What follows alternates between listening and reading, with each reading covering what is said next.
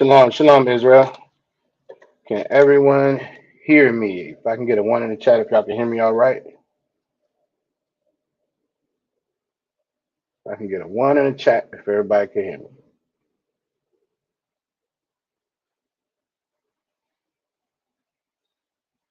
Let's see.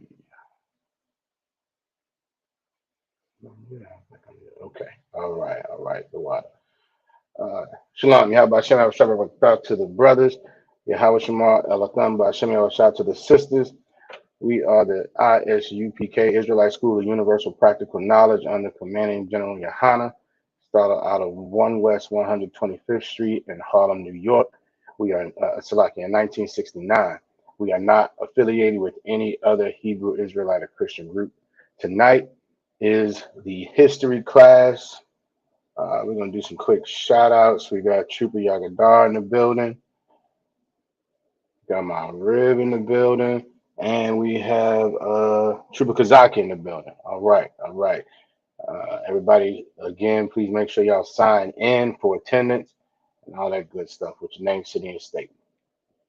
All right. So we're going to get into some history tonight, specifically some Virginia history. We all know that Virginia is part of the South. It's generally referred to sometimes as the top of the South, right? And who's heard that term before? Is Virginia the top of the South? Anybody? Kind of like who may have heard that term before?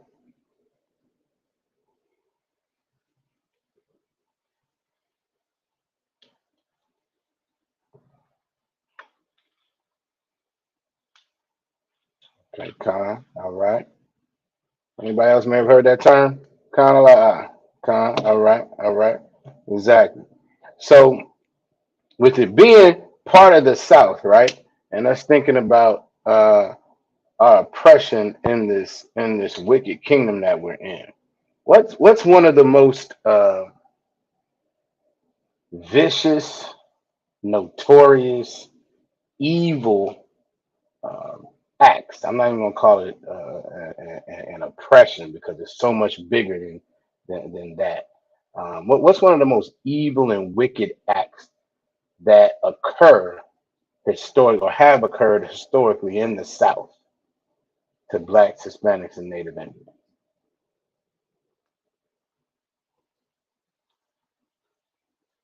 How about Shimmer Path? Officer Quashah in the building. What's one of the most evil and wicked acts that have occurred historically um, in the South to blacks, Hispanics, and Native Indians?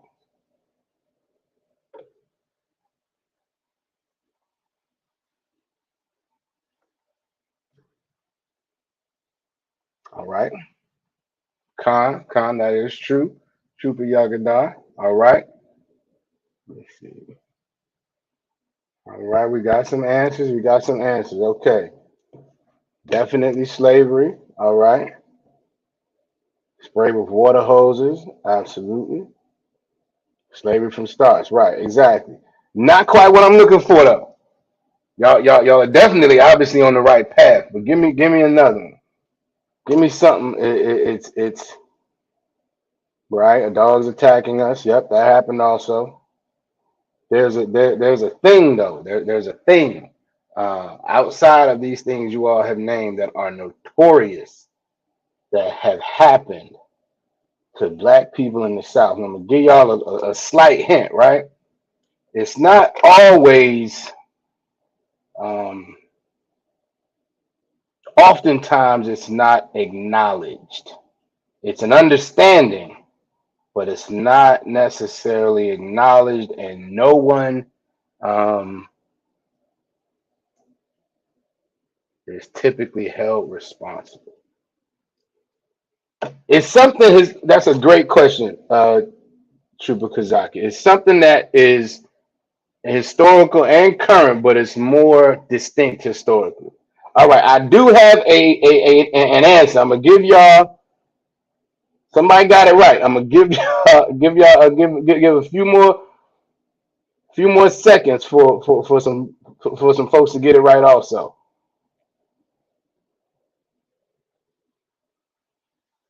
Yeah, it's definitely a historical act, but and current, but historically it was much clearer. Now what happens is it's all right, con. We y'all with me now. Y'all with me now. All right. Sister Tawana in the building. Sister Tawana in the building. All right, sis. Okay. So yes, give my rib a hand. Lynching, right? Give Trooper Yagadar a hand. Lynching. That is something that's really uh, uh, uh, um, a legacy of the South in this country, right? So who knows, kind of that there's a reference to a lynching in the Bible. Kind of who knows that? Who's ever heard that?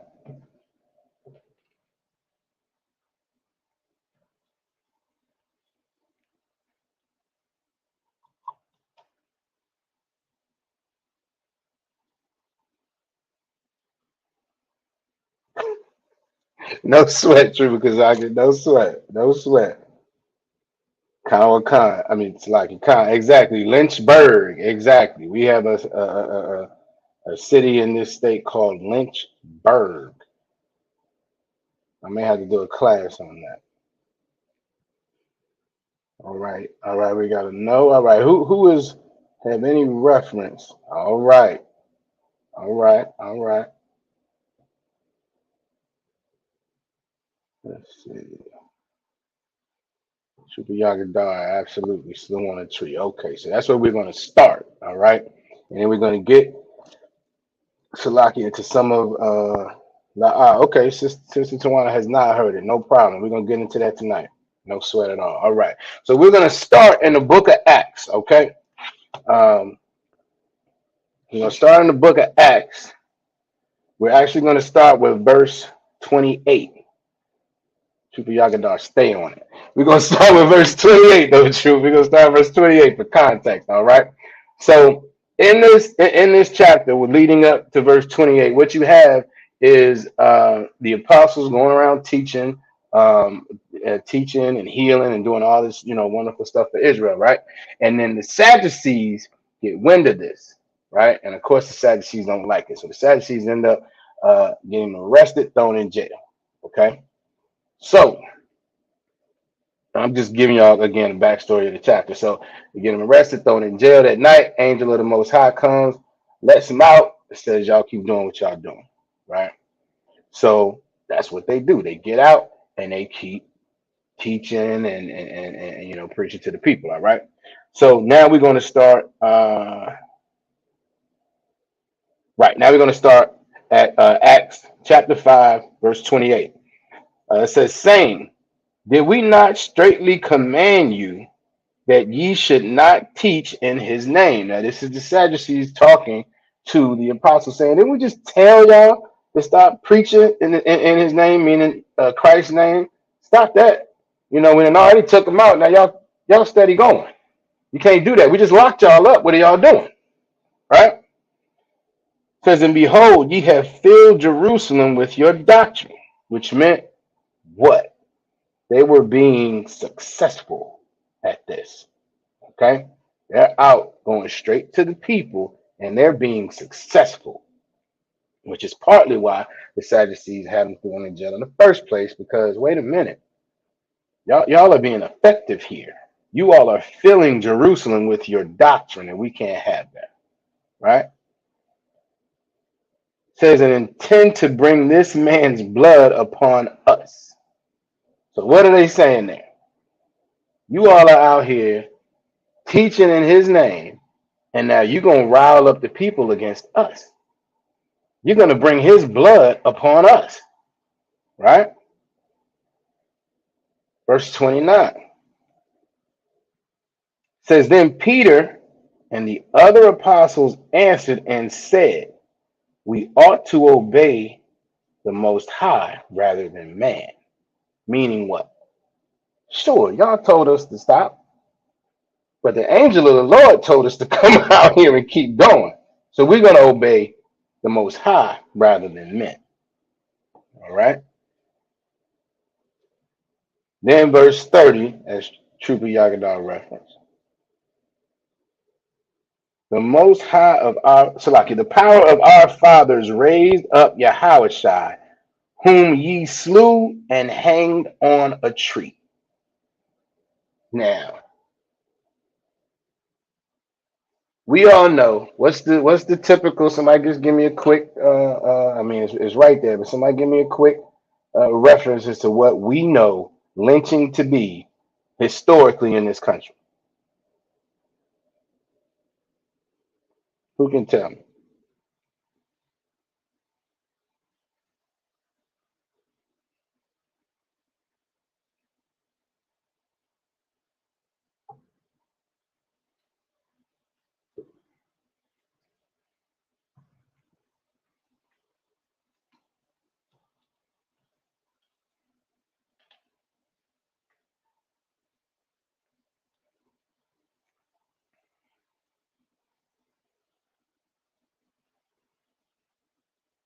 What does lynching historically look like in this country?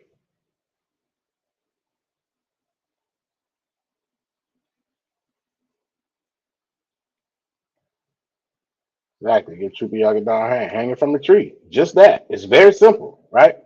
That's what we know it to historically be. But we're reading in the Bible that Christ was hung on a tree. All right? But let's go on. 31, verse 31 says, him hath the Most High exalted with his right hand to be the prince and a savior.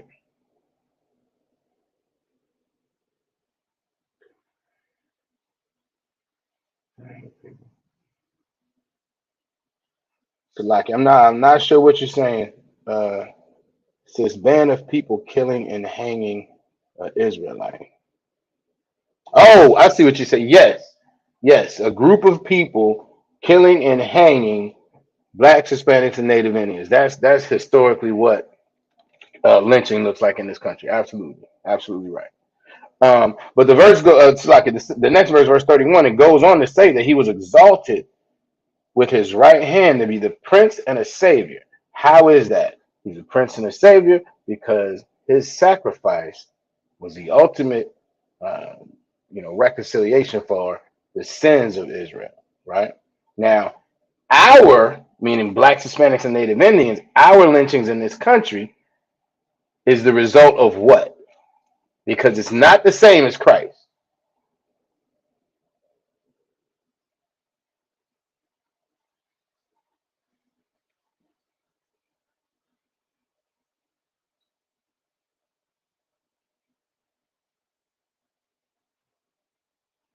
Our killings and lynchings and the oppression that we have is the result of what?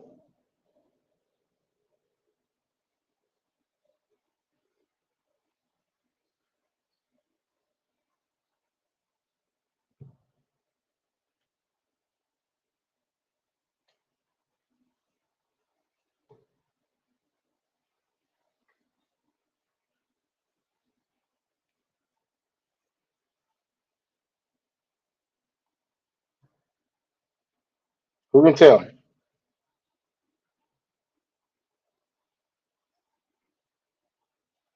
Between slavery, between lynching, between our oppression, current day lynchings, our people suffer these things for one reason.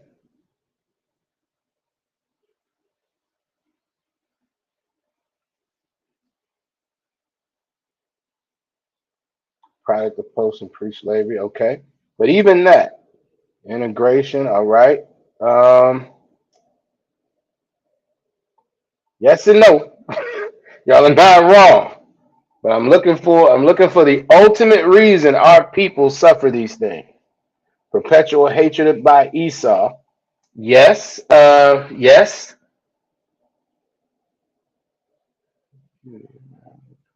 There we go. Give Trooper Kazaki a hand. Not sure what you mean, curses of beauty, but yes, around the 20. Deuteronomy, I think is what you mean. Curses of Deuteronomy around 28. Chapter 28, not keeping the laws, the most highs, and this is the most highest punishment. Absolutely. Yeah, I got you. I got you, Trooper. No sweat. That's another way to phrase it, Trooper Yagadar. Disobedience. Absolutely. Right. Now, but the verse here goes on when it's speaking about Christ. It said, I'm a matter of fact, I'm starting at the top. It says, Him have the Most High exalted with His right hand to be a prince and a savior, for to give repentance to Israel and forgiveness of sins. So we all know, no sweat, no sweat, true, Kazaki, no sweat.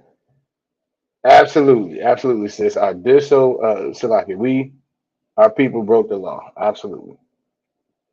But Christ's lynching was for our benefit.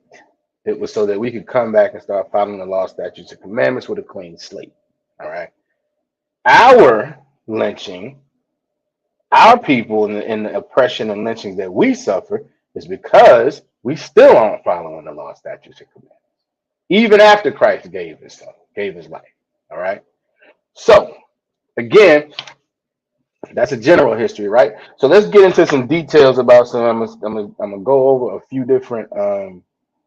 Well, y'all will figure it out. All right. So we're talking about specifically in Virginia now, right? This says historical context. It says as of 2019, uh, there were 3 recorded lynchings in Loudoun County, Virginia, between 1880 and 1902. Now we all know that's probably not right. Okay. Why is that likely not right? That there were 3 lynchings in 22 years between 1880 and 1902. Why is that very unlikely to be the truth? Now, this is just practical. This is just understanding our history and understanding the context of this wicked kingdom that we're in. Why is that likely severely understated?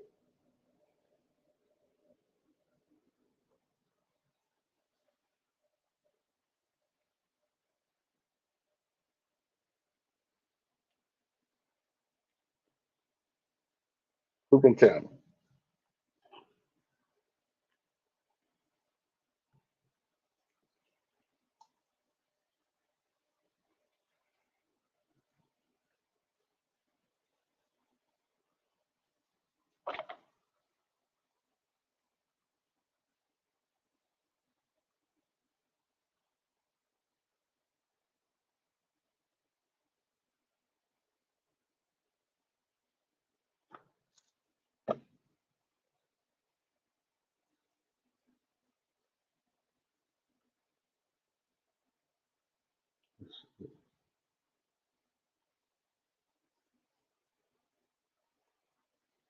Let's see.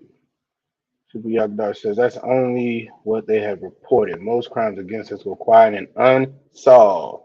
Absolutely. Give the trooper a hand. Trooper Kazaki said the Edomites normally lie or don't even think you mean say anything about us being lynched. That's why there are so many of them that went unanswered. Exactly. Exactly. Y'all are absolutely right. This wicked kingdom has no interest in really being truthful about how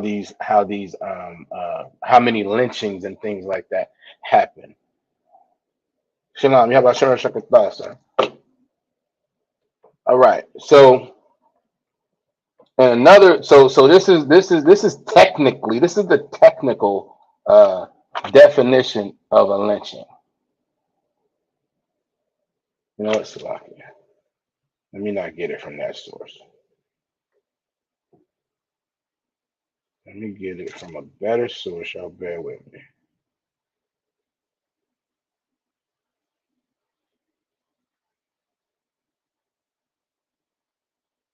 Okay. This is from Webster's. It says It says lynching is, or to be lynched is to be put to death as by hanging by mob action without legal approval or permission. All right. So this is a killing that happens outside of legal parameters. All right.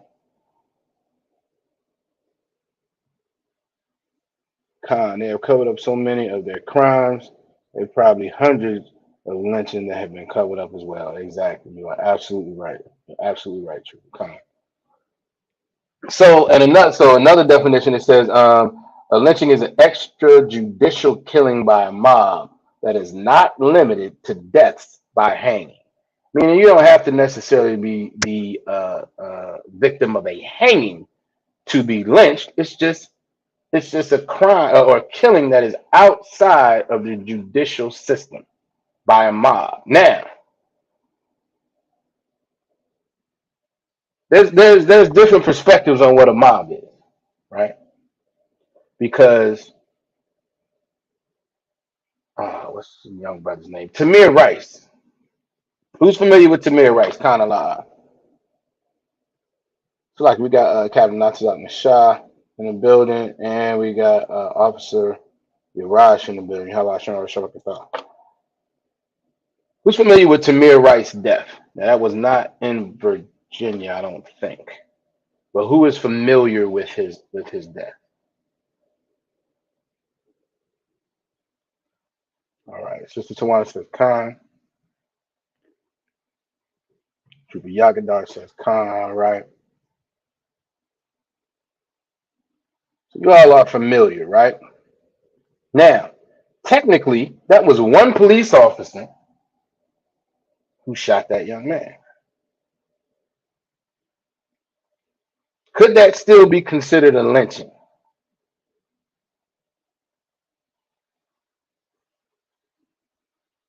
Who has an opinion on that? Again, an extrajudicial killing by a mob.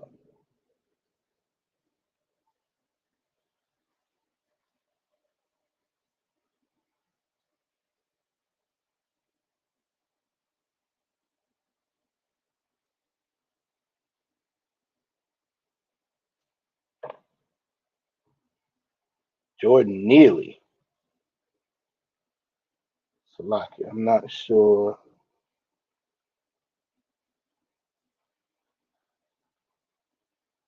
Salaki, I don't want. I'm not sure who Jordan Neely is. Let me look that up real quick. Is that the officer? That sounds like that.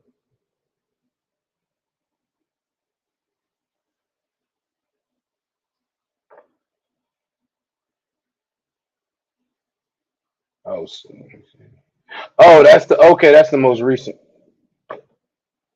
Kalawan Khan. That's the most recent brother that was choked out. Yep. Yep. Subway incident. Kalawan Khan. Yes. Exactly. That's another example of a lynching. Um, right. Trooper Yagadar. The police is basically a mob. That's basically what they are. Absolutely. Absolutely. Subway incident. I got you. Kalawan Khan. So right. So these are all examples, right? So this is just what it is, and we know that none of these examples, and we got a million of them, unfortunately, none of these examples are considered to be lynchings.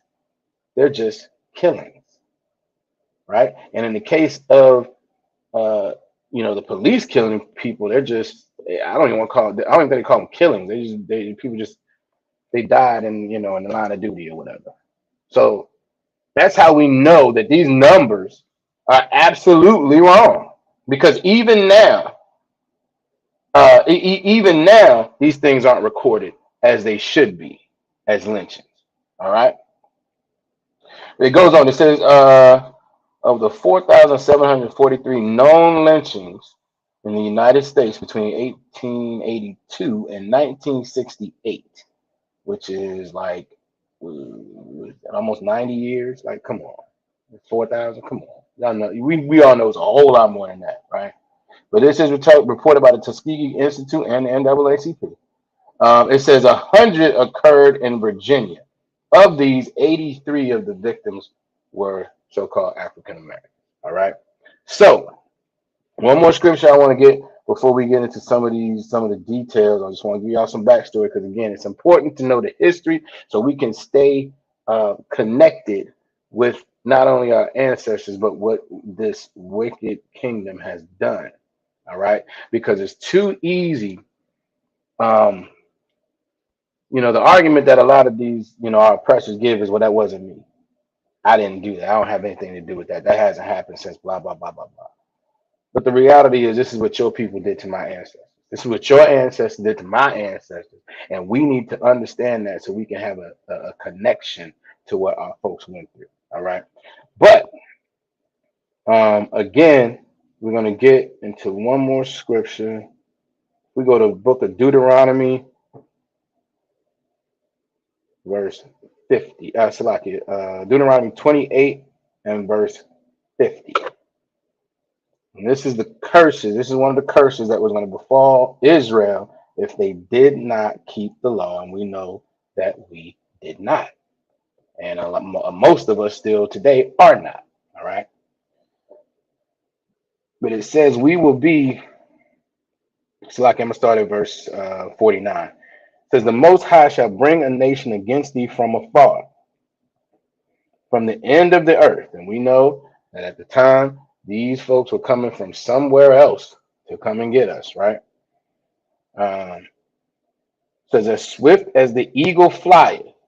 That's another way we know who we are, and the fact that this kingdom is the oppressor that these scriptures are talking about, right? Because if you turn over an old school quarter, there's the eagle. The eagle is the mascot for the United States of America, KKK. All right. So it says, a nation whose tongue thou shalt not understand. We didn't understand these folks. We're speaking this language now because we're in captivity.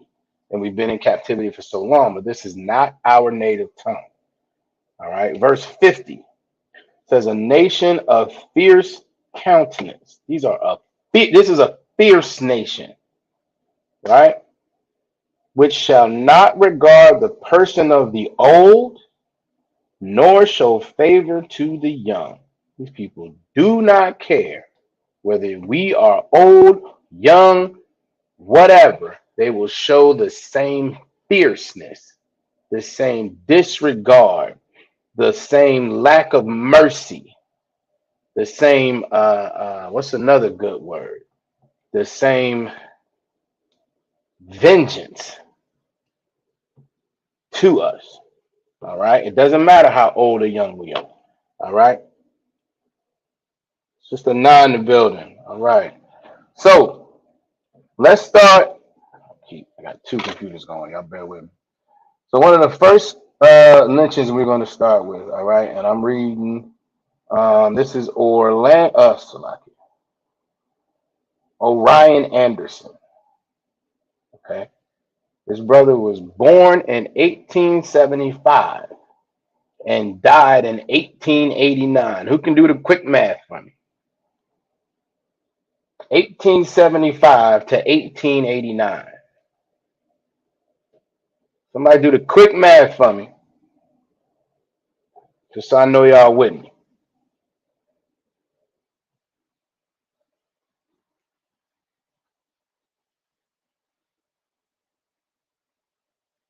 Real quick. Who got it?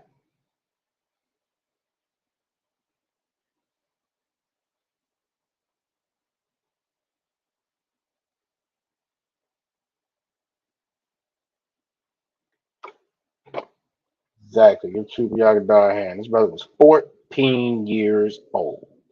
A child. All right? But they're not going to have any regard for the old, nor show favor to the young. He was 14 years old. All right, let's keep going. It says, Orion Anderson was a 14-year-old so-called African American who was hanged and shot on November 8th, 1889 in Leesburg, Virginia by a white mob. His murder was the second of three lynchings recorded again in Loudoun County between 1880 and 1902. All right. All right, we're going to get into some of the details.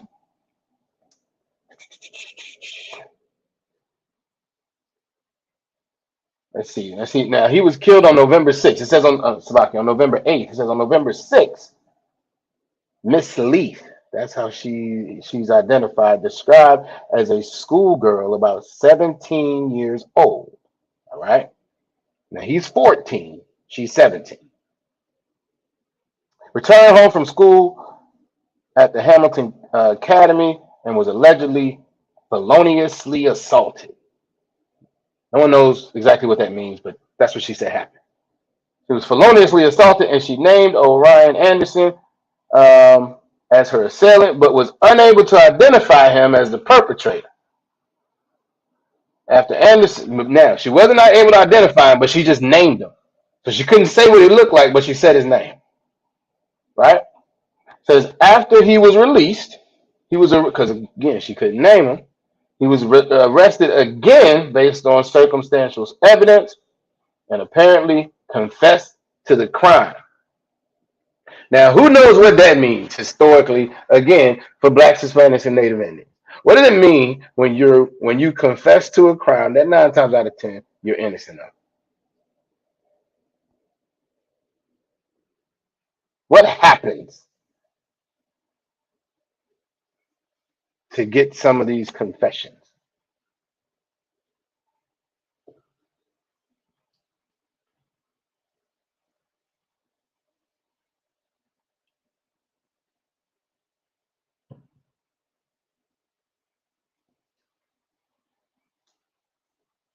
And this is in 1889.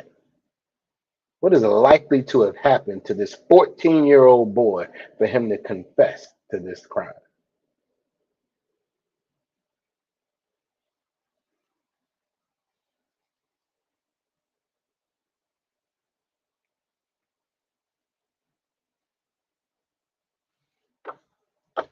Not quite a plea deal. I don't think they were worried too much about plea deals back then. Back then, to Trooper Yagadar's point, they would just beat the confession out of him.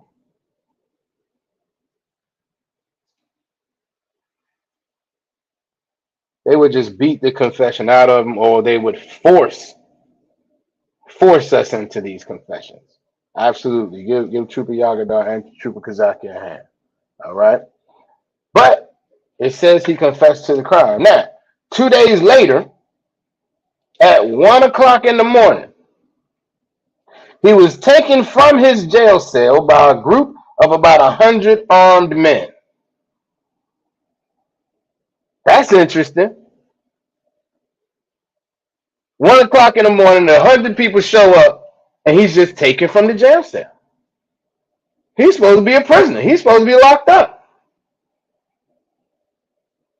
But we know what? Who all is involved in this at this point? These 100 armed men, and somebody give it to me. Sister, now you're absolutely right. He was forced into that confession. Absolutely. But who all is involved in him being taken by these men at this point? It's 1 o'clock in the morning. There's 100 armed men. They walk into the jail and take him out.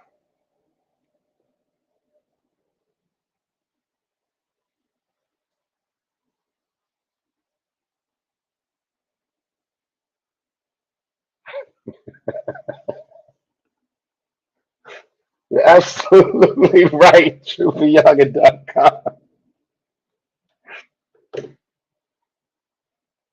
You're absolutely right. I'm a request that you give it to me in a better way so I can put your ass up there. I'm not sure if I can put that ass up.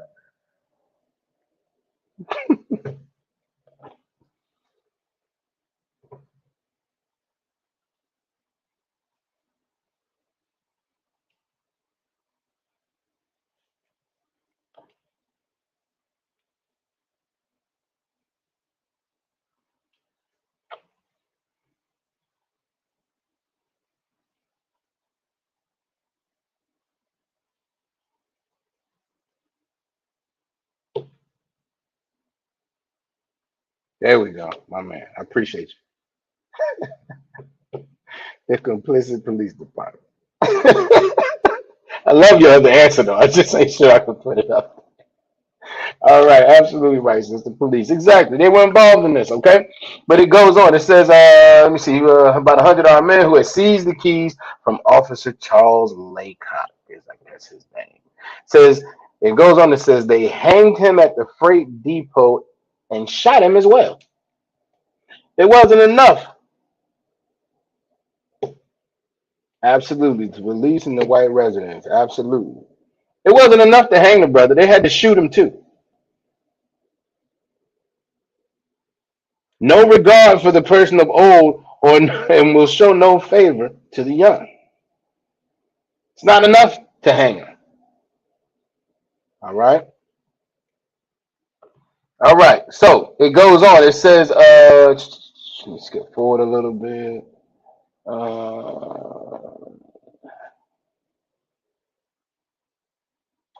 Says according to the Richmond Dispatch. This is why I wanted to kind of share this with y'all because when I read these stories, again, we got the Richmond Times Dispatch around today. This is just the reality of our history, not only in this wicked kingdom, but in this state. All right.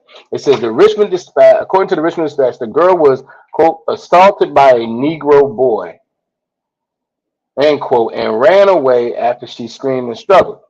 She reported that she thought it was Owen Anderson, but had no way. Oh, Salaki, I said she didn't know what he looked like. Let me go on. It says she had no way of knowing since he had been disguised with a bag on his head. So whoever attacked her had a bag on their head. She said it was a Negro boy.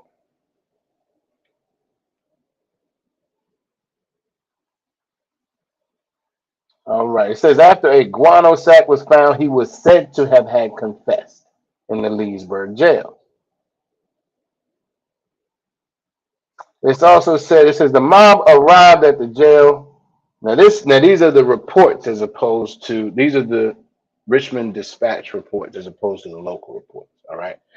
Richmond Dispatch report says uh, the jail were Slovakia. The mob that arrived at the jail consisted of the 30 men who were disguised.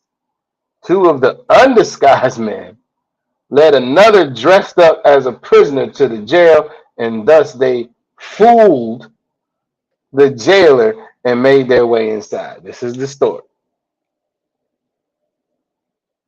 This is the story. Two of them were not disguised, but they dressed up a prisoner and made their way to the jail.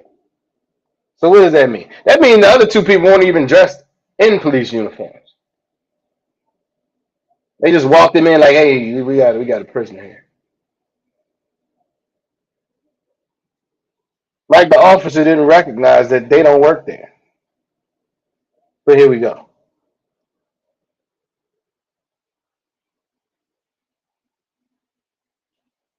Calling lies. Exactly. Exactly.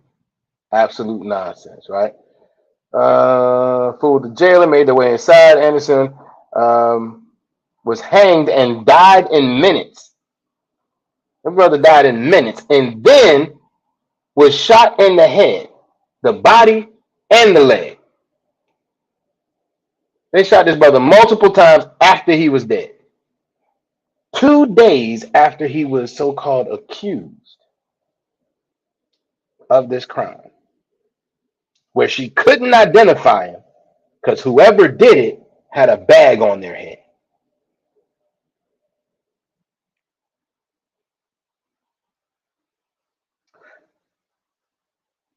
Says Officer Laycock was unable to identify the undisguised men because they were strangers who were not local to the county.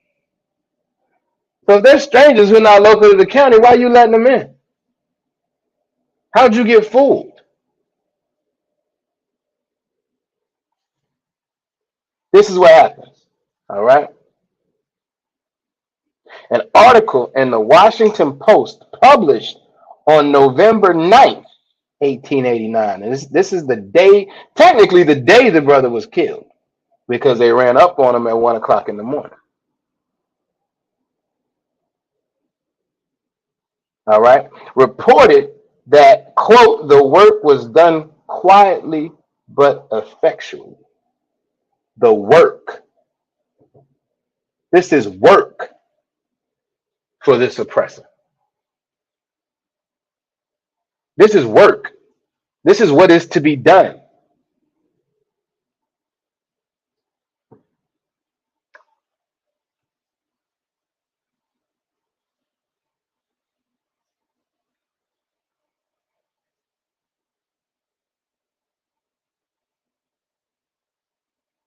Let me get this. Let me get this definition real quick.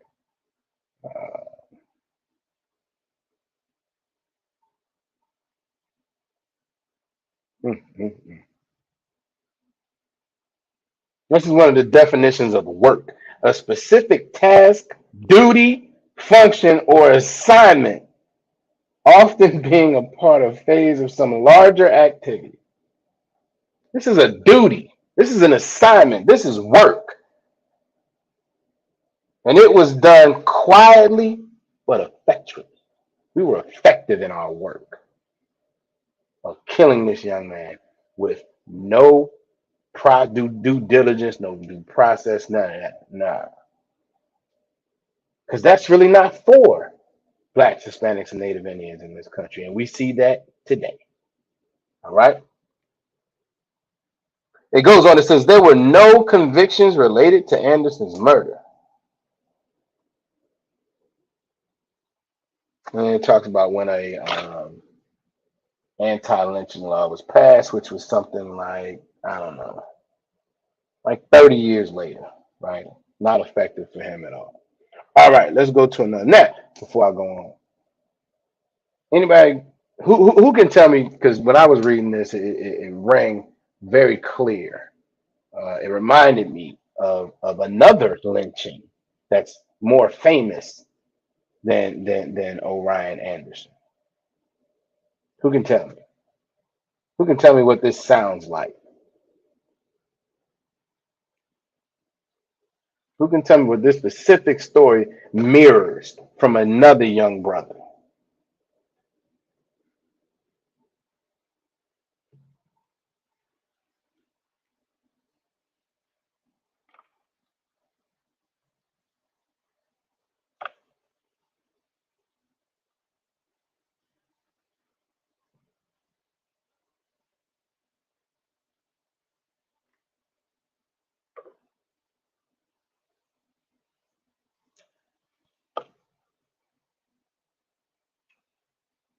Khan, give Trooper Yagadar a hand. Emmett Till, give Trooper Yakazaki a hand. That's exactly what I thought of. Now, mind you, this brother was killed in 1889. Emmett Till was killed, what, 1955. Emmett Till, absolutely. So you talking about 60 some odd years later. Same thing. These curses, not following God's laws and statutes and commandments, will come up and overtake us. All right? I'll give y'all a couple more. We're gonna go through them. This class is not for the faint of heart. All right?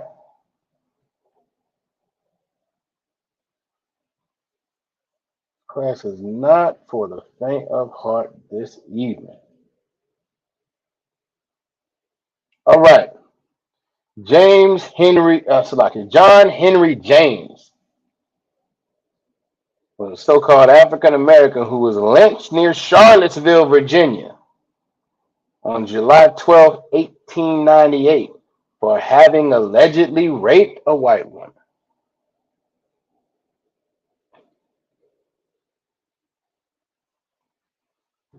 Context. Emmett Till, absolutely.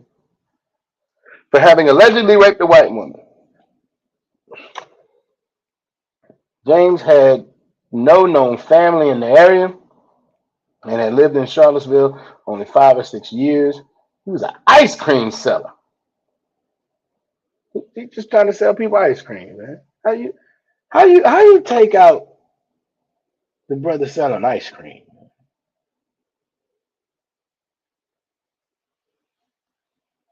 Exactly. And that woman on her deathbed admitted that she lied about Emmett Till. Exactly. Forever later, when it essentially doesn't matter, and not that it matters to this wicked oppressor anyway, because Esau was not going to care, but he doesn't care. He's like, whatever. That's all right. That's old. That's what they like to say. That was a long time ago. Jeremiah Hyman made a comment in the scripture breakdown class last week, and what he was saying was that this kingdom is about 250 years old officially, right? Officially, and our people have suffered sanctioned oppression for about 200 years. Legal oppression, legal murder, legal lynching, where no one goes, there's no one's held accountable. And it was legal then. And they found a way to make it legal now. Meaning, first of all, they don't call them lynching. Emmett Till, no, let's go more recent than that. Trayvon Martin, um, Tamir Rice, Philando Castile, Alton Sterling, Sandra Bland. Who else? Michael Brown. Who am I missing? Anybody? Somebody give me some. Who am I missing? I'm sure I'm missing someone. Khan, right? She did her work.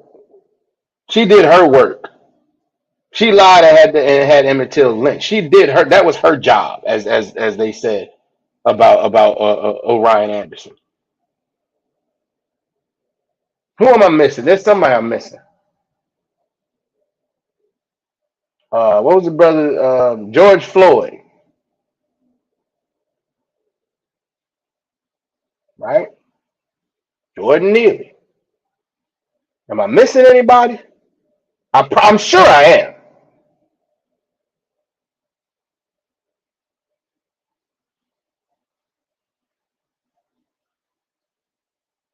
Who can tell me if I'm missing anybody?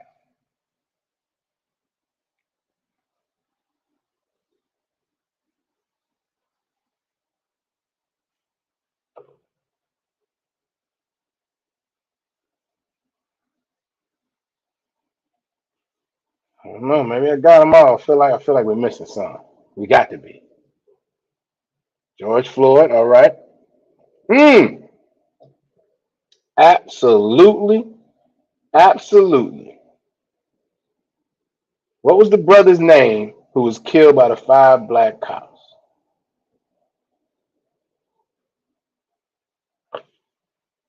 Who can tell me what that brother's name was?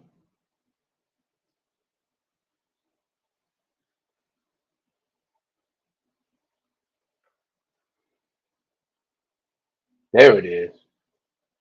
Tyree Nichols. Now, if that's not a lynching, then it's a damn. It's not. And it's a shame 5 black cops killed this brother. If that's not a lynching, I don't know what is. That's by definition a lynching. Eric Garner, that was one that I missed. Absolutely. Come on, brother. Oh, Ahmaud Arbery. Absolutely. Come. Trayvon, right. Philando Castile, Eric Gardner, Trayvon, right. None of these are recorded as lynchings, but we know the reality, right? All right, so let's keep going. All right, this is going to go into the accusation. It says Julia Hotop, I think is how you pronounce it, was 20 and from a prominent white family reported that on the morning of July 11, 1889, she had been assaulted by, quote, a very black man, heavy set, slight mustache, who wore dark clothes and his toes were sticking out from his shoes. That's what she said.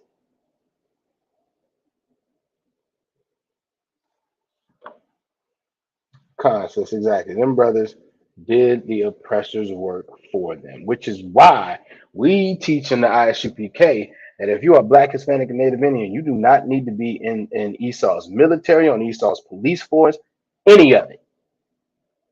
Because the result is that you take on Esau's spirit. And then the result of that is that you pull a brother out of his car and beat him so bad that within 3 days he's dead. We need to stay completely out of these organizations. All right. So like,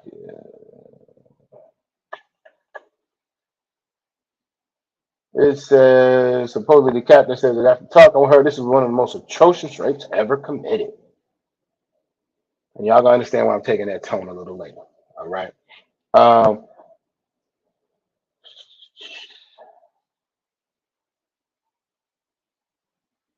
so the circumstances were such a character and so revolting that he was unwilling to state them in detail. Meaning, he came out and said, "Man, this was terrible." Well, what happened, man? I can't even say. It was that bad. So somebody committed this crime. You have no details about it because it was so terrible. You can't even speak on it. Well, where's the evidence then? What are you accusing somebody of? Something so terrible you can't speak on? I mean, how do you defend against that? What did he do? Just something really, really atrocious. What happened? Oh man, I can't even talk about it. Well, tell us something. Oh, it was terrible. Well, can you give us any details? I can't. But it's wrong and he's guilty. This makes no sense. But they don't need it to make sense because again, this is work. We gotta get this work done. Damn shame. All right. But again, this is why the oppressor is the devil that the Bible speaks of. All right.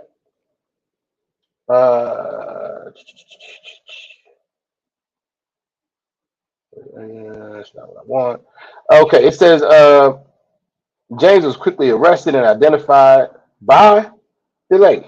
All right. It says there is no recorded statement on whether James matched the description she had given or whether his body showed any scrapes that must have resulted since she clawed Salaki, since she clawed her attacker so hard that there were particles of his skin under her fingernails. Now, let's be real. Something happened apparently. It sounds like something happened. She has skin under her nails. But there was no talk about whether the brother had any injuries. Everybody, I mean, I'm sure everybody been scratched, even by accident by somebody or themselves. I've been scratched myself before, yeah, you get a little scar, it hurts. So I don't understand if she has skin under her nails. I mean, damn. I mean, it's like,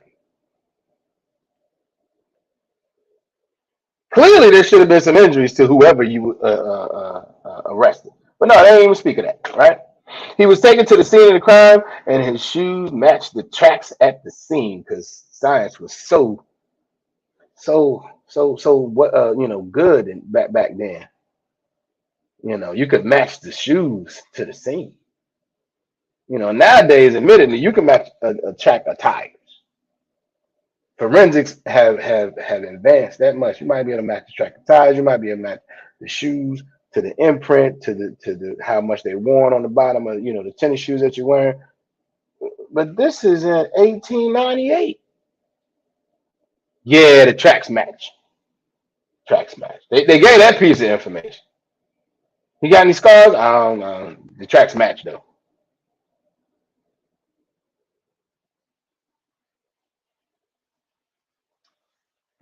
Huh. Exactly. Another Rosewood story. Exactly. Exactly. All right. Okay. Uh,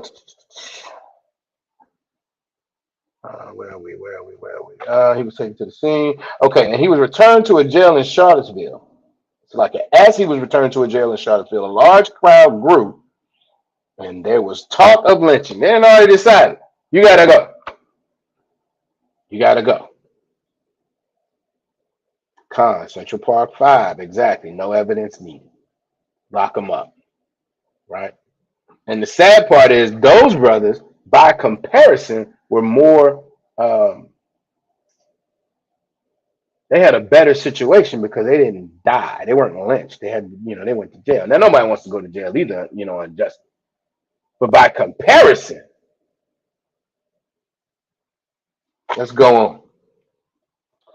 It says they were talking lynching outside the Charlottesville jail. It says for his protection, he was smuggled out of the jail. All right, taken about 40 miles west. All right, to Staunton, Virginia, where he spent the night. The crowd in Charlottesville was described as outraged. It became necessary to take some of them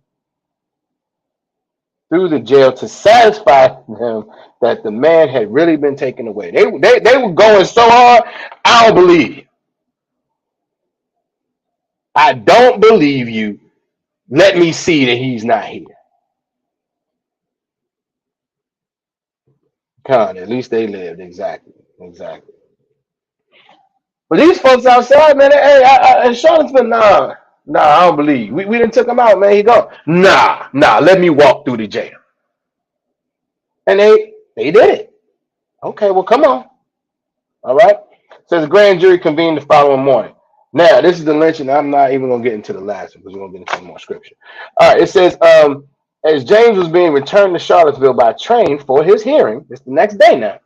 A crowd estimated at about 150 was waiting at Woods Crossing Station, about 4 miles west of Charlottesville. At the present site of Farmington Country Club. Now, this is so interesting, right? There's a country club at this site that these people were waiting at, but they 4 miles west of where this brother's supposed to be going. All right? Says when the train stopped at this station, unmasked men overpowered the police chief and sheriff who were escorting him and took James from the train.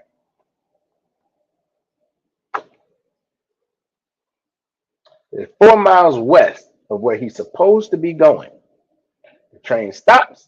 There's 150 people there waiting, and unmasked men took him from the sheriff and the deputy, the police chief and the sheriff.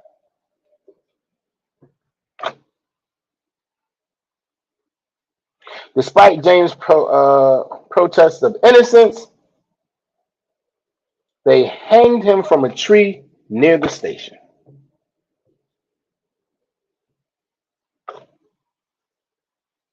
Once he was hanged, members of the mob shot him. That's a consistent theme here. Your death is not enough.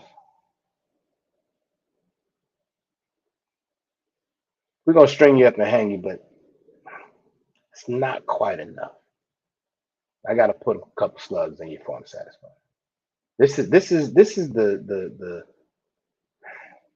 the wickedness that this oppressor is capable of. And this is why we need to understand this history, because so often you hear brothers and sisters in the world, right? Nobody in the UPK, but brothers and sisters in the world get it set in their mind, well, I don't have to deal with that. That's not happening nowadays. Blah, blah, blah, blah, blah.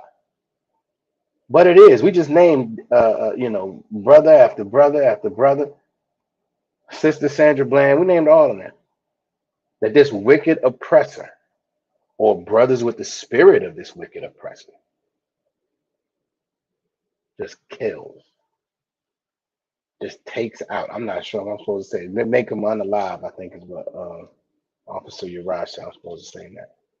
This is what they do. All right? But let's keep going.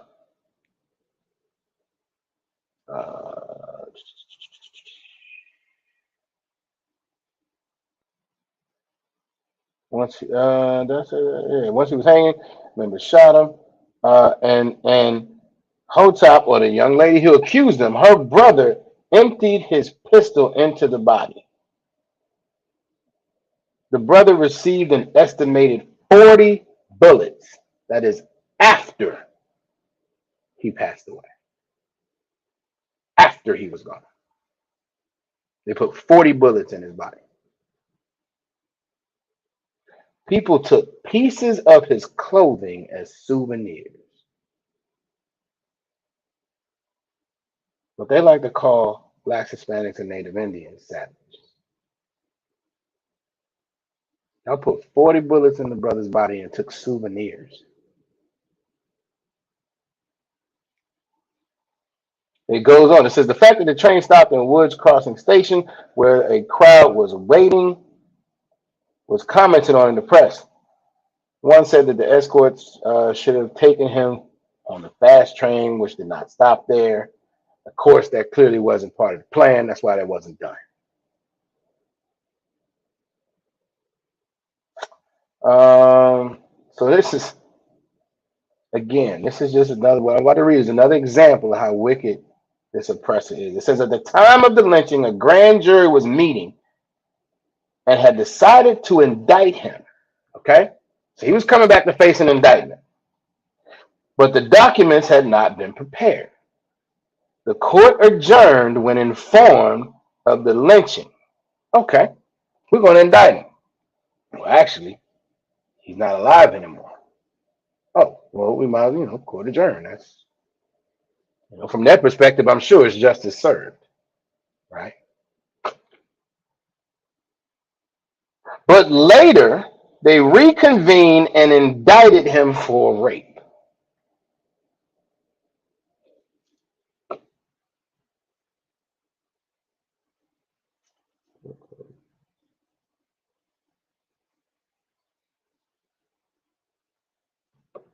Khan, my brother is absolutely right. They do that type of viciousness exactly so that we can have to have closed caskets, which is why Emmett Till's mother will honor for keeping the casket open anyway. Absolutely. Absolutely.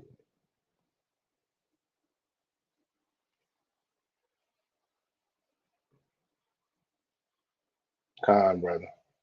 Absolute psychopath. Yep. Took souvenirs so they can remember the work every day. They used to sell pieces of the lynched and hung in the stores all over VA. Khan, you are absolutely right. Khan. Matter of fact, with Nat Turner, my understanding is um, there was lamps and all type of household furniture and items that were made from that brother. That's my understanding of it. You're absolutely right. But again, they call us savages. Get out of here. Crazy. So yeah, they indicted their brother after he was already taken out. The following morning, as a coroner's jury, they found that he, quote, came to his death by the hands of persons unknown to the jury. Although the lynchers did not conceal their identity, no one was ever charged with his killing. The only attacker who was named, the only attacker whose name was recorded was Julia, or the young lady's sister, brother Carl. So you had 150 people unmasked take him from the chief and the deputy or whatever it was, high official police officers. Everyone knows that the so-called victim's brother emptied his pistol into his brother, completely outside of the judicial system. No one's charged. And this is why this is so important, because this is what happens today. And people say, well, that was a long time ago. People say that was a long time ago. In any case, and again, we're not talking through this class about their guilt or innocence. The whole reality is they never got to stand trial. Now we also know 9 times out of 10 back then they were going to be found guilty anyway. But even that was not enough for this wicked oppressor.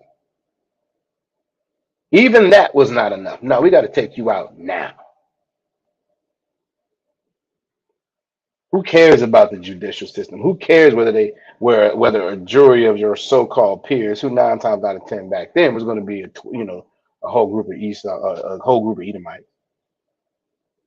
We're not even going to wait for that. We'll just take you out now, knowing that there's going to be absolutely no repercussion for it. Now, again, why are we in this condition? Why are these stories our history? And this is in Virginia. There's another one I'm not even going to read because I want to get into some more scripture. But why are we in this condition? Why did these things happen to our ancestors? Because these are just two examples. But we know these things happen to our ancestors, not only in this state multiple times, but all over this country. We talked about it earlier. Let's do that. Let's just reiterate. Why are our people in these conditions?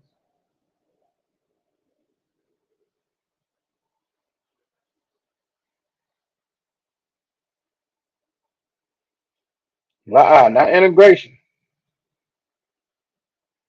Why do these type of things happen to us as a people?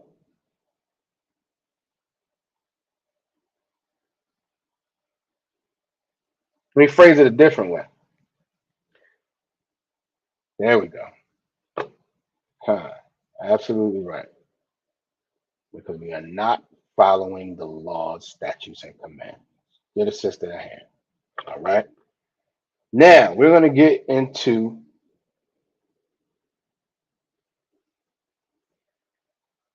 some scripture in the Bible where they were following the law, statutes, and commandments.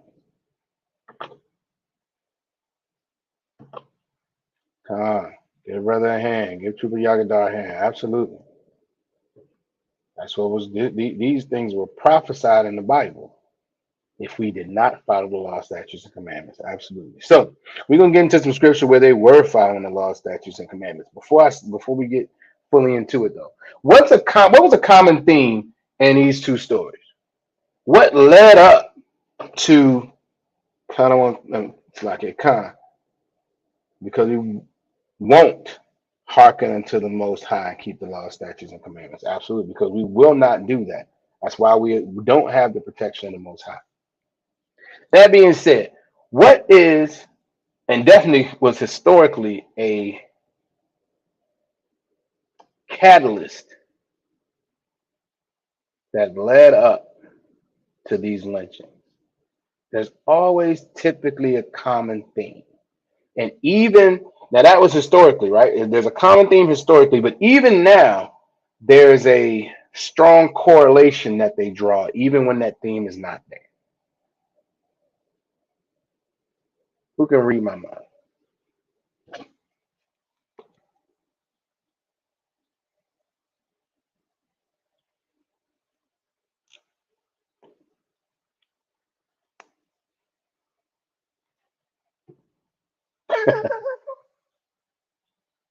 That's true. That's true, true. That's absolutely true. That's not where I was going, but that's true. That's true. That's true. That's not where I'm going though. It's another correlation. It's a more. I won't say. Yeah, it's kind of more general. But there's a catalyst. Man, that's true though.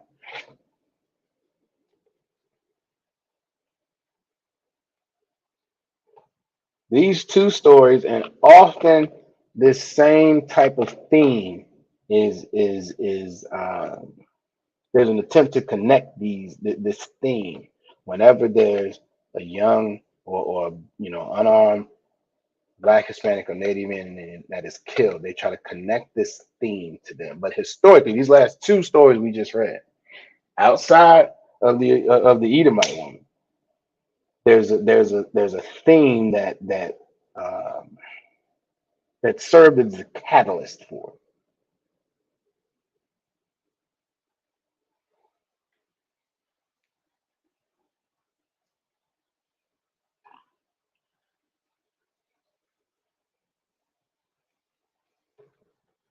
Okay,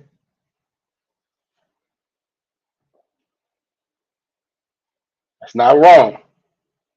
It's not wrong. It's not wrong, Trooper Kazaki. We're talking about lynching, but I'm not talking about the result. I'm talking about the beginning. There's something there's a common theme with those two stories. Sister Tuan. I mean, that's also true. That's also true. That's also true. But there's okay. Let me phrase it a different way. Um,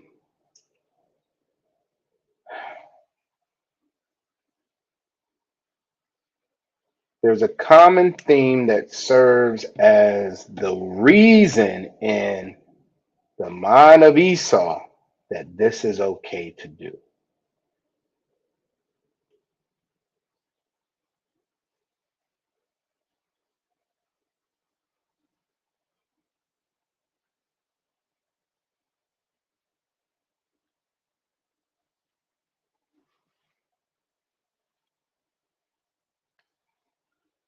There's a reason that Esau or someone presents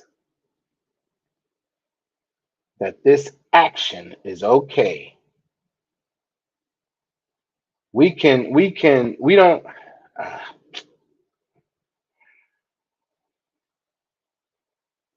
I want to give it to y'all.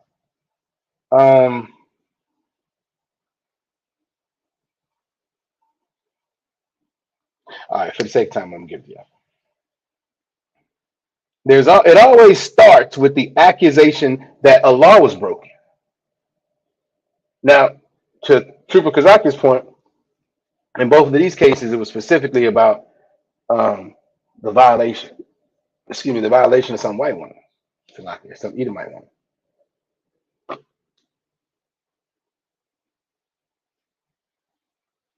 Khan, that's absolutely right. No one cares when we're killed when we have no protection. Absolutely right. Absolutely right.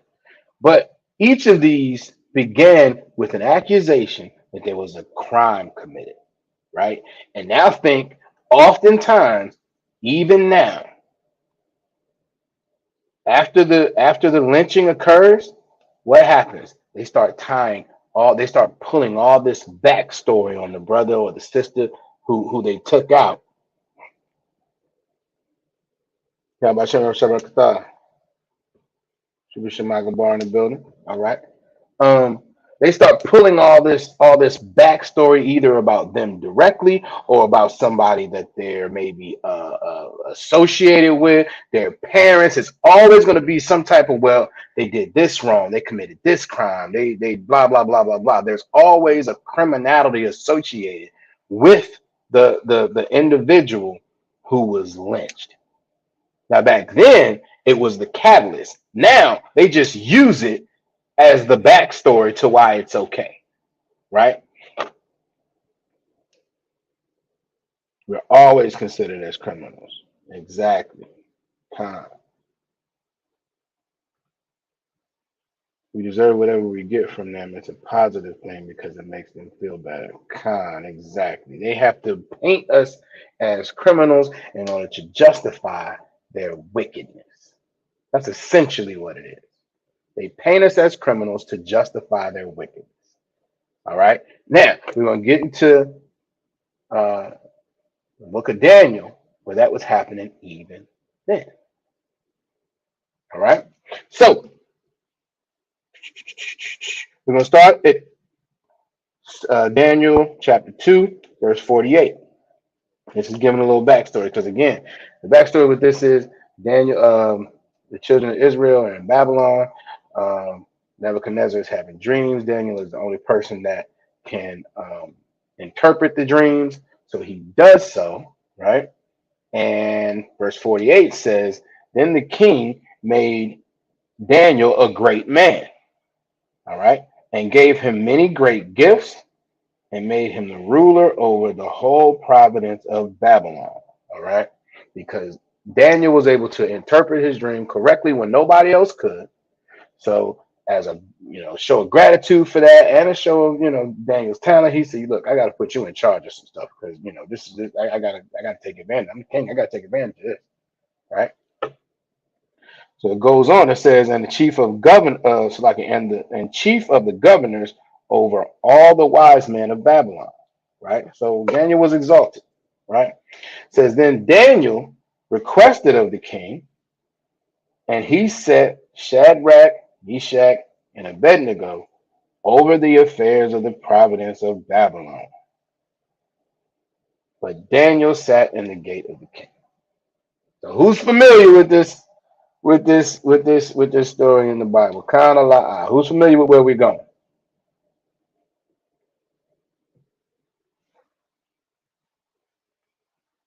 Who's familiar with where we're going? Kind of like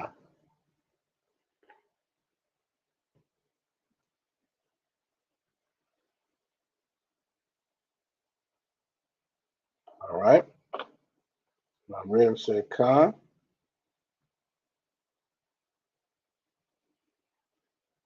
Who else? Sister Tawana said Khan.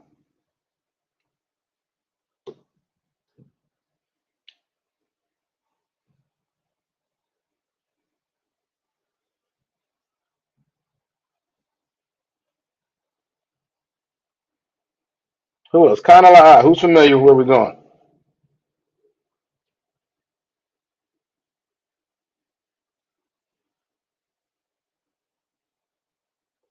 Should be Yagadar said Khan. All right. All right. Good enough. All right. So let's get into it. Now we're in Daniel chapter 3, verse 1. It says, Nebuchadnezzar the king made an image of gold whose height was 60 cubits. Now, a cubit is like, I think it's about a foot and a half, something like that. He had 60 cubits. This thing like 90 feet tall. All right. Because the breadth thereof was 6 cubits. He set it up in the plain of Dura in the province of Babylon. All right. So he's got his gold 90-foot statue set up. All right.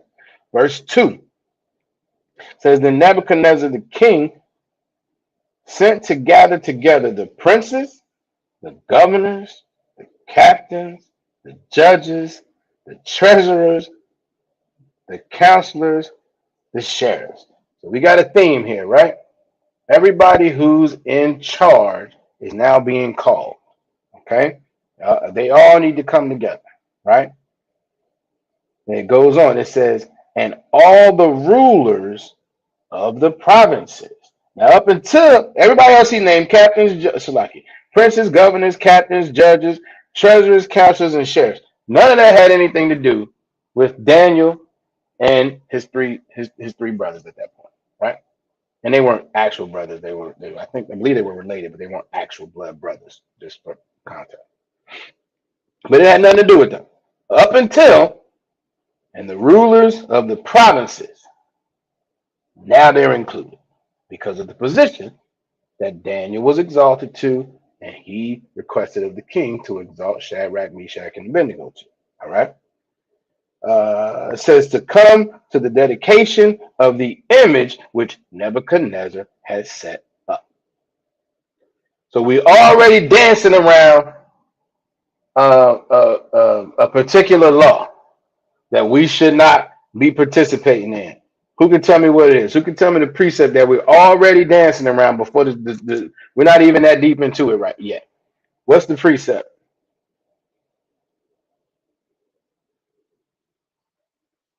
And you don't have to necessarily give me the scripture, but just give me your understanding of the law that we're already dancing around.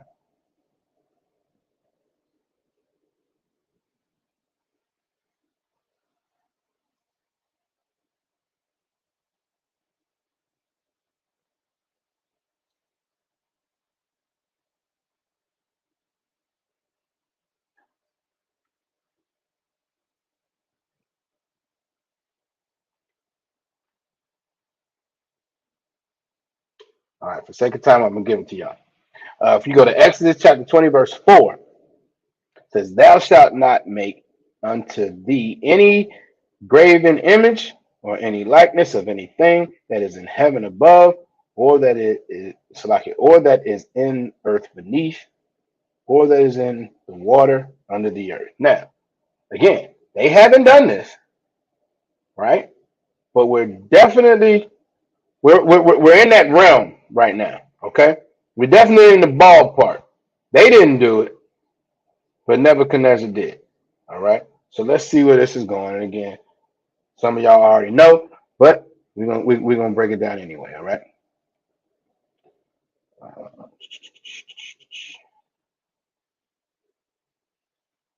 Uh,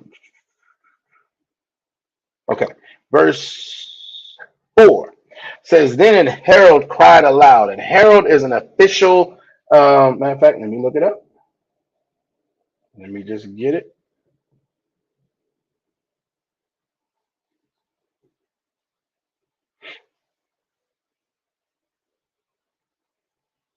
What did I just do? Sabaki, bear with me.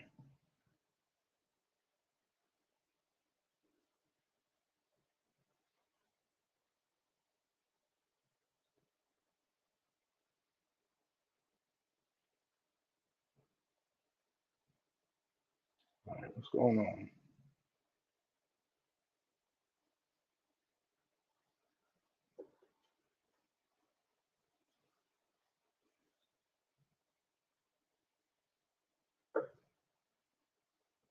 What is the problem?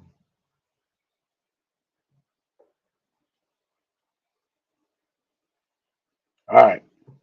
Not sure what's going on. A herald is basically an official announcer of decrees and laws, particularly related to a king. All right. It says, "Then a herald cried aloud, to you it is commanded, O people, nations, and languages." All right. This is an order coming out. "That at what time ye hear the sound of the cornet, flute, harp, sackbut, psaltery, dulcimer, and all kind of music." All right. So there's gonna come a time when you hear a bunch of music. That's what he's telling me. And when you hear this, this is the command, that ye fall down and worship the golden image that Nebuchadnezzar the king has set up. So now, bailiff in court.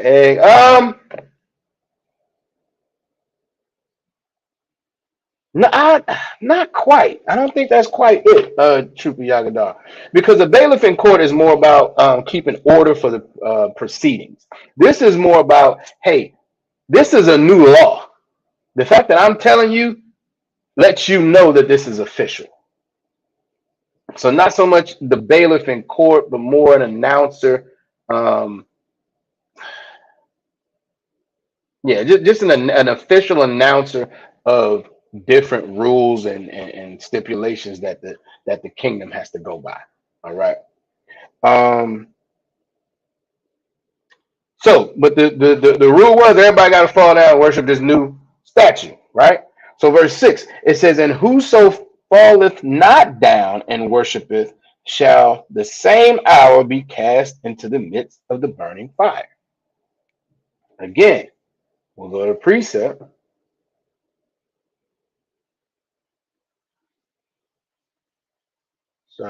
Exodus, Exodus 20 and 5.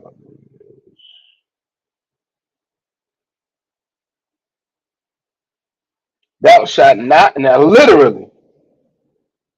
Oh, okay, no sweat, no sweat. Oh, okay, I got you. You're thinking all rise. Right. That is right, because the all rise is more about again those specific proceedings right now. This is more saying, hey, going forward, when this happened, this is what y'all are gonna do. And if not, then this is the consequence of it. All right. But I got you. I got you. No sweat. So, but the order was to fall down and worship this idol that had been put up, right? So again, that goes directly against Exodus 20 and 5. It says, "Thou shalt not bow thyself, Salaki, thou shalt not bow down thyself to them, nor serve them." Because again, this is right after verse 4. We're talking about not making any idols. "For I, the Most High, thy power, am a jealous power, visiting the iniquity of thy fathers upon the children unto the third and fourth generation of them that hate me." This is the Most High saying, look, Not only do I not want you to put up any idols, but you know, or any engravings, but you definitely better not worship. Because if you do, I'm gonna take it out on you and your kids to the third generation. Because clearly you hate me. So you and your seed to the third generation. Oh, Salaki, third and fourth generation. So that. So it's very clear, right? Now, why would this have been something to do?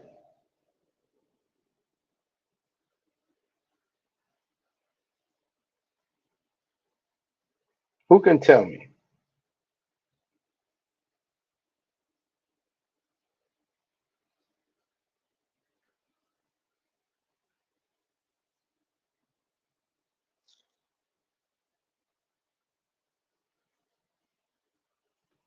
Why would this have been something to do?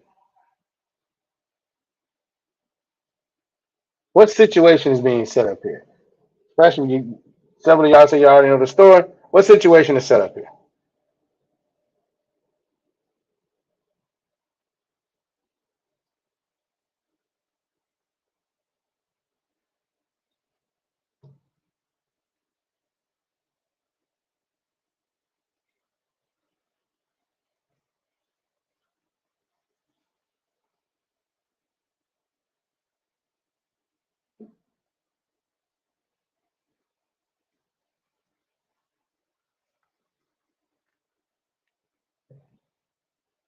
All right, no sweat. For sake of time, we're gonna keep going. Y'all gonna get it in a second if y'all don't. All right, if we go to verse 8, it says, wherefore at that time, meaning the time that all this music was going, right? Certain Chaldeans came near and accused the Jews. All right. We're gonna jump down to verse 12. It says, there are certain Jews, this is the accusation, there are certain Jews whom thou hast set over the affairs of the province of Babylon, Shadrach, Meshach, and Abednego. These men, O king, have not regarded thee. They serve not thy gods, nor worship the golden image which thou hast set up. What are they saying? What are they telling the king?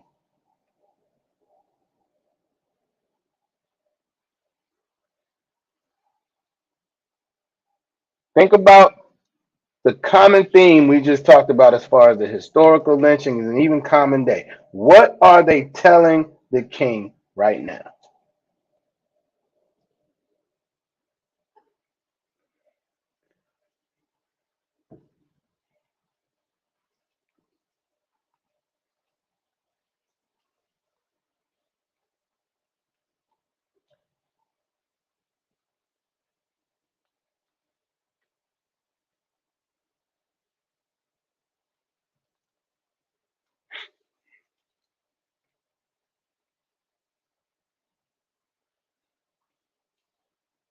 We're gonna give it a shot.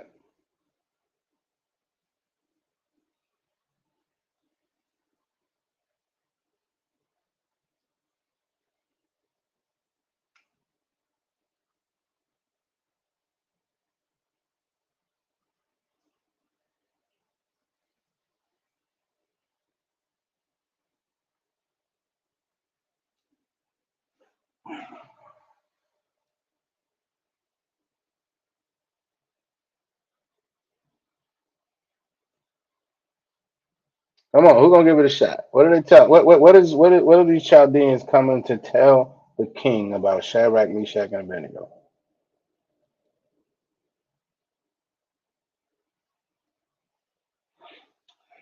We won't get down like that. That's not what I'm asking. I get where you're going, Troop. I get where you're going, Troop Yagadown. I'm asking. So at this point, again, I'm gonna read it again. Read verse 12 again. It says, "There are certain Jews whom thou hast set over the affairs of the province of the province of Babylon." Now, this is the Chaldeans talking to the king about Shadrach, Meshach, and Abednego. There you go. False accusations. Um, Not what I'm looking for because this. I don't want to give it to you. That's not quite it. That's not quite it. All right. Think about the the theme that we just drew with these historical lynchings, right? There was always a backstop. There was always a catalyst, which was, I'm about to give it to y'all. All right, for the sake of time, I'm gonna give it to y'all. What is basically coming to the king saying, "Hey, remember that law you put in place? They're breaking that law. They're not following your laws, man. You told them they when they hear this music, they got to bow down and praise this idol just like everybody else, but they're not doing that. So it's not actually a false accusation. We're gonna find out it's a true one. It's absolutely true. All right, so let's keep going. Uh,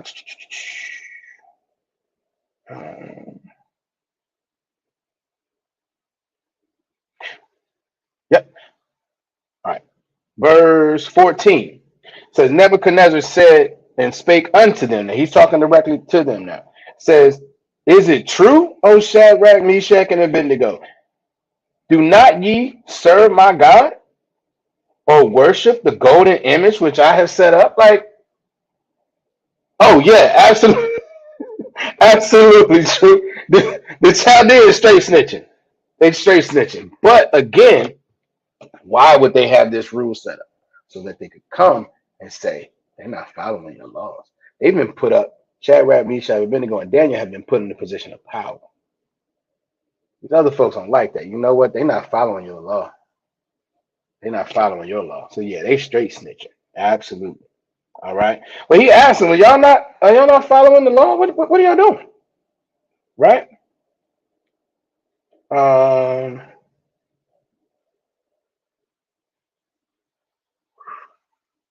verse 15 says, now if ye be ready, that at the time ye hear the sound of the cornet, flute, harp, sackbut, psaltery, and dulcimer, and all kinds of music, ye fall down and worship the image of which I have made. If you when that time comes, if you ready, then cool. This is the king talking to Shadrach, Meshach, and Abednego. But if ye worship not, ye shall be cast the same hour into the midst of the burning fire. That's we all know. We read it earlier. That was the repercussion. That was the consequence of not doing it. So he's telling them again. Now, if you do this, fine. But if not, then I'm gonna have to throw you in the fire. Now, this this next few scriptures, all right, 15 goes on. This is Nebuchadnezzar talking. And who is that power that shall deliver you out of my hands? It's like, look, if y'all look when the time comes, if y'all want to, praise and worship the idol, cool. But if not, I'm gonna have to throw y'all in the fire. And what y'all gonna do? Who's gonna save you from me?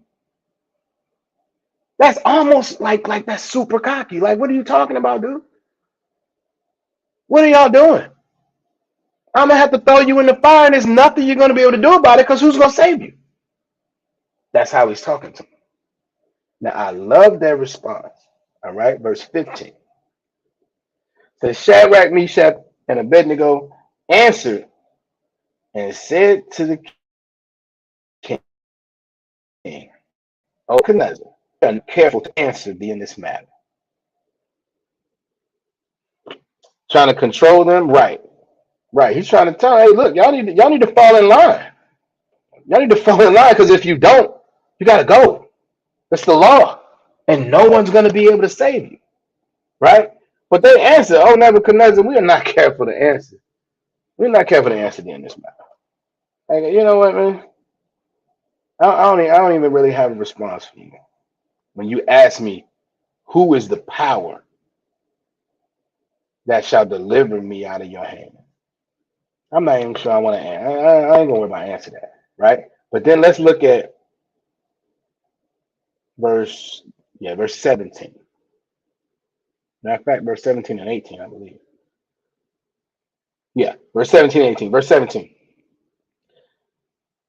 They say, but if it be so, our power whom we serve is able to deliver us from the burning fiery furnace.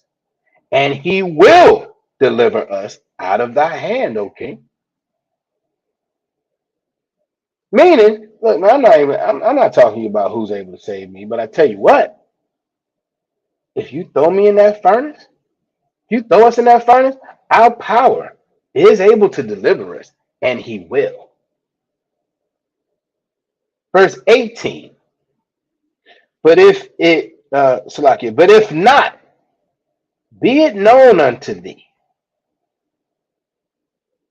be it known unto thee, O king, that we will not serve thy gods, nor worship the golden image which thou hast set up. Listen, I'm not going to answer your question about who had the, who is my power that's going to deliver me from you. But I'm going to tell you what, you throw me in that power, in that fire, my power, my God has the power, and he will deliver us. And even if you don't, guess what? I'm still not serving your God. I'm still not worshiping that idol. That's strong. That's being solid in what?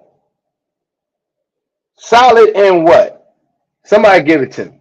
As Officer Yarash would say, give it to me, one West.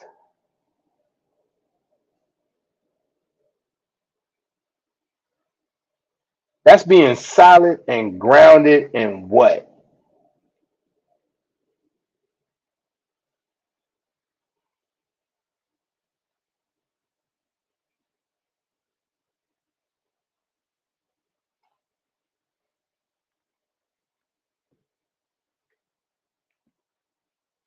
All right. There we go. There we go. Give Trooper Yagadar hand. Give my rib a hand. Absolutely. That is being solid and grounded in the truth. Absolutely. Listen, man, I'm not going to answer your question, but I tell you what, you do what you want to do. You throw me in the fire, Most High going to bring us out. And even if you don't, I still ain't serving your God.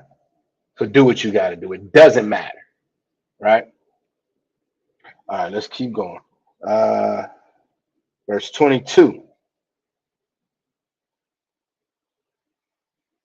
says, therefore, because the king's commandments was urgent, meaning this got to happen quickly, right? And the furnace exceedingly hot. The furnace was already going. The flame of the fire slew those men that took up Shadrach, Meshach, and Abednego. Now, we skipped over a few verses, but essentially this is what happened. When they said that, the king got his strongest man, hey, bind them up. Because the king was hot. You know what I mean? Who you think you're talking to? I'm sure that's what the king's tone was. Bind them up and take them to the furnace right now. Right? And because it was urgent, the furnace was exceedingly hot. They trying to rush. And the flame of the fire slew those men that took up Shadrach, Meshach, and Abednego. Them jokers ended up on fire. The ones that he said, tie them up and put them in the furnace, they caught on fire. Right? Verse 23. Because in these three men, Shadrach, Meshach, and Abednego, fell down bound into the midst of the fiery furnace. So they in there now. They in there. The men that brought them there are gone. And they're in there. All right, verse 24 says, then Nebuchadnezzar was astonished and rose up in haste. He shook up for a reason. Hold on. Got up quickly and spake and said unto his counselors, did we not cast 3 men down into the midst of the fire? Did we throw 3 people in there? And they answered and said unto the king, true, okay, yeah, we sure did. We threw 3 of them in there. Verse 25, he answered, he's talking about Nebuchadnezzar, and said, lo, I see 4 men loose. They walking around in there. They walking around, they roaming. Walk It goes on, walking in the midst of the fire, and they have no hurt. And the form of the fourth is like the sun of power. Who knows what that means? Quickly, if y'all don't mind, because we right at 9 o'clock and I want to get through the last scriptures. Who can tell me what that means? The form of the fourth is like the sun of the power. Who is the fourth?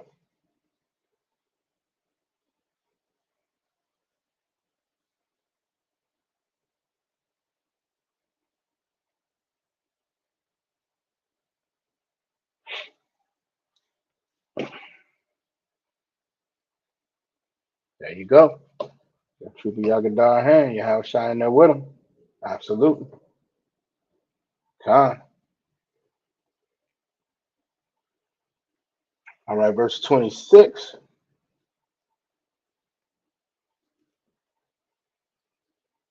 says, Then Nebuchadnezzar came near to the mouth of the burning fiery furnace. Now he done walked up and spake and said, Shadrach, Meshach, and Abednego, ye servants of the most high power.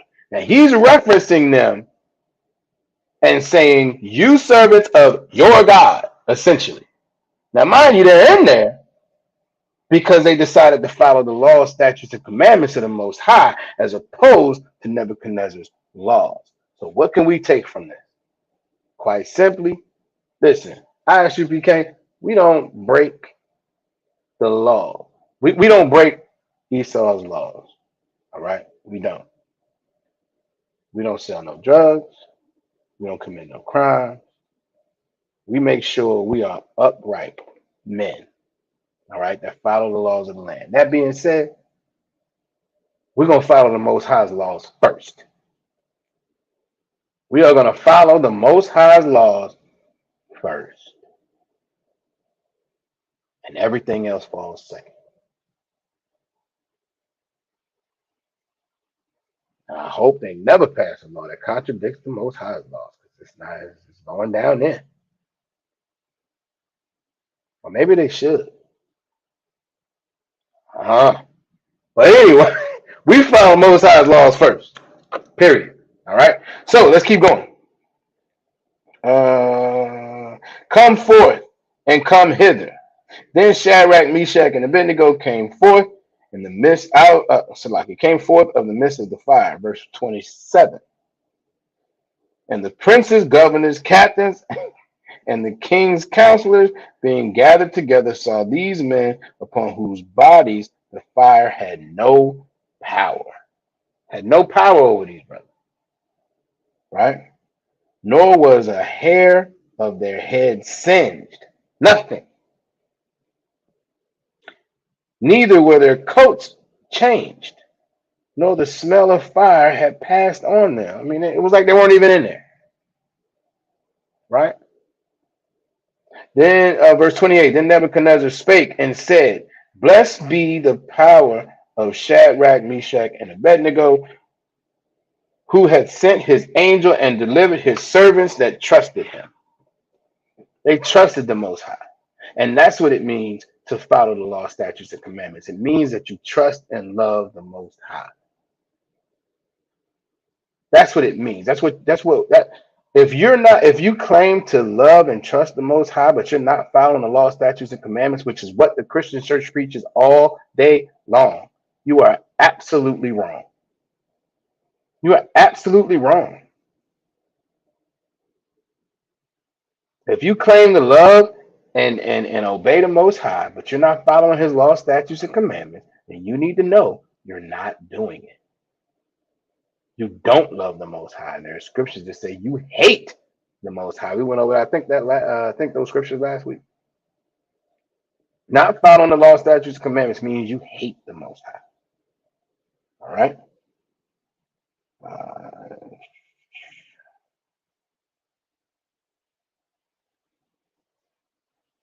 Can I just speak?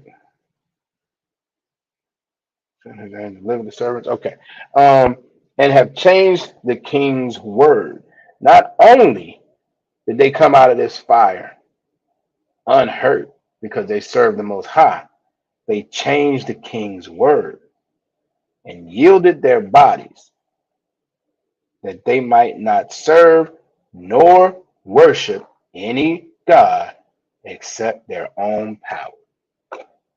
They said, no, we're not doing that. We're only going to worship our power, the Most High. You do what y'all do whatever you want. These other nations, y'all can do whatever y'all want. Knock yourself out. This Bible and these scriptures and the Most High is just not for you.